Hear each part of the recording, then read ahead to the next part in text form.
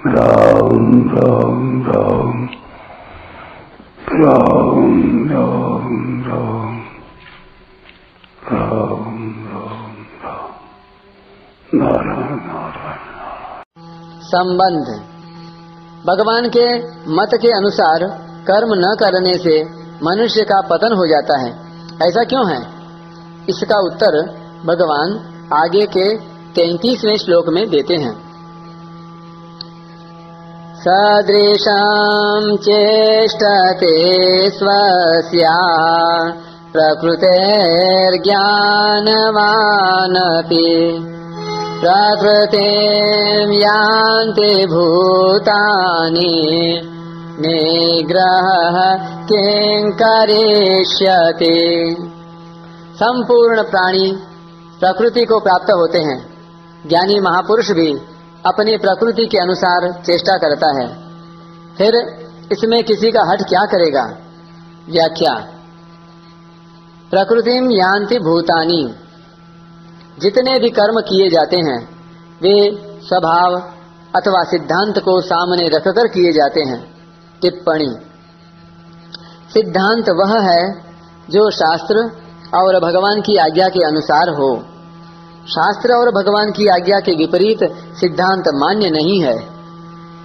स्वभाव दो प्रकार का होता है, राग द्वेष रहित और राग द्वेष युक्त। जैसे रास्ते में चलते हुए कोई बोर्ड दिखाई दिया और उस पर लिखा हुआ पढ़ लिया, तो यह पढ़ना न तो राग द्वेष से हुआ और न किसी सिद्धांत से, अपितु राग द्वेष रहित स्वभाव से स्वतः हुआ। किसी मित्र का पत्र आने पर उसे राग पूर्वक पढ़ते हैं और शत्रु का पत्र आने पर उसे द्वेष पूर्वक पढ़ते हैं, तो यह पढ़ना राग द्वेष युक्त स्वभाव से हुआ। गीता, रामायण आदि सत शास्त्रों को पढ़ना सिद्धांत से पढ़ना हुआ। मनुष्य जन्म परमात्मा प्राप्ति के लिए ही है, अतः परमात्मा प्राप्ति के उद्देश्य से कर्म करना भी सिद्धांत के अनुसार कर्म करना है। इस प्रकार देखना, सुनना, सूंघना, स्पर्श करना आदि मात्र क्रियाएं स्वभाव और सिद्धांत दोनों से होती हैं। राग द्वेष रहित स्वभाव दोषी नहीं होता, प्रत्युत राग द्वेष युक्त स्वभाव दोषी होता है। राग द्वेष पूर्वक होने वाली क्रियाएं मनुष्य को बांधती हैं, क्योंकि इनसे स्वभाव अशुद्ध होता है, और सिद्धांत से होने वाली क्रियाएं उद्धार करने वाली होती हैं, क्योंकि इनसे स्वभाव शुद्ध होता है। स्वभाव अशुद्ध होने के कारण ही संसार से माने हुए संबंध का विच्छेद नहीं होता। स्वभाव शुद्ध होने से संसार से माने हुए संबंध का सुगमता पूर्वक विच्छेद हो जाता है। ज्ञानी महापुरुष के अपने कहलाने वाले शरीर द्वारा स्वतः क्रियाएं हुआ करती हैं, क्योंकि उसमें कर्तृत्वाभिमान नहीं होता। परमात्मा प्राप्ति चाहने वाले साधक की क्रियाएं सिद्धांत के अनुसार होती हैं। जैसे लोभी पुरुष सदा सावधान रहता है कि कहीं कोई घाटा न लग जाए, ऐसे ही साधक निरंतर सावधान रहता है कि कहीं कोई क्रिया राग द्वेष पूर्वक न हो जाए। ऐसी सावधानी होने पर साधक का स्वभाव शीघ्र शुद्ध हो जाता है और परिणाम स्वरूप वह कर्म बंधन से मुक्त हो जाता है। यद्यपि क्रिया मात्र स्वाभाविक ही प्रकृति के द्वारा होती है, तथापि अज्ञानी पुरुष क्रियाओं के साथ अपना संबंध मानकर अपने को उन क्रियाओं का कर्ता मान लेता है। पदार्थों और क्रियाओं से अपना संबंध मानने के कारण ही राग द्वेष उत्पन्न होते हैं, जिनसे जन्म मरण रूप बंधन होता है। परंतु प्रकृति से संबंध न मानने वाला साधक अपने को सदा अकर्ता ही देखता है। स्वभाव में मुख्य दोष प्राकृत पदार्थों का राग ही है।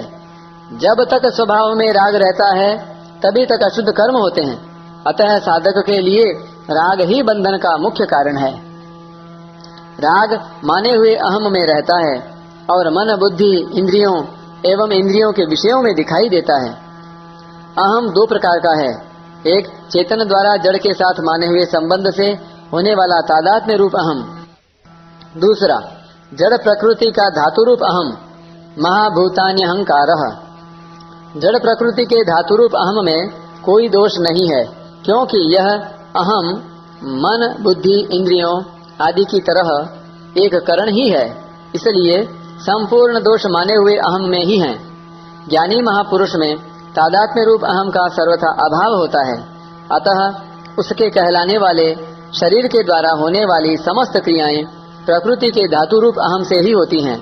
वास्तव में समस्त प्राणियों की सब क्रियाएं इस धातु रूप अहम से ही होती हैं, परंतु जड़ शरीर को मैं और मेरा मानने वाला अज्ञानी पुरुष उन क्रियाओं को अपनी तथा अपने लिए मान लेता है और बंध जाता है, कारण कि क्रियाओं को अपनी और अपने लिए मानने से ही राग उत्पन्न होता है। टिप्पणी: शरीर के बढ़ने बदलने आदि क्रियाओं के समान शरीर निर्वाह की व्यावहारिक क्रियाएं भी स्वाभाविक रूप से होती हैं, परंतु राग द्वेष रहने से साधारण पुरुषों की तो इन व्यावहारिक क्रियाओं में लिप्तता रहती है, पर राग द्वेष न रहने से ज्ञानी महापुरुष की लिप्तता नहीं होती। सदृशम चेष्टते स्वस्याः प्रकृतेर ज्ञानवानपि। यद्यपि अंतःकरण में राग द्वेष न रहने से ज्ञानी महापुरुष की प्रकृति निर्दोष होती है और वह प्रकृति के वशीभूत नहीं होता, तथापि वह चेष्टा तो अपनी प्रकृति के यानी स्वभाव के अनुसार ही करता है। जैसे कोई ज्ञानी महापुरुष अंग्रेजी भाषा नहीं जानता और उससे अंग्रेजी बोलने के लिए कहा जाए तो वह बोल नहीं सकेगा। वह जिस भाषा को जानता है उसी भाषा में बोलेगा। भगवान भी अपनी प्रकृति को यानी स्वभाव को वश में करके जिस योनि में अवतार लेते हैं उसी योनि के स्वभाव के अनुसार चेष्टा करते हैं।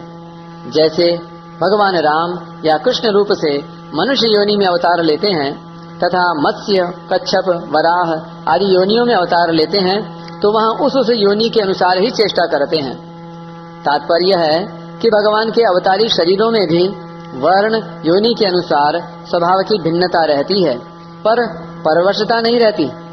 इसी तरह जिन महापुरुषों का प्रकृति से यानी जड़ता से संबंध विच्छेद हो गया है उनमें स्वभाव की भिन्नता तो रहती है पर परवशता नहीं रहती, परंतु जिन मनुष्यों का प्रकृति से संबंध विच्छेद नहीं हुआ है उनमें स्वभाव की भिन्नता और परवशता दोनों रहती हैं।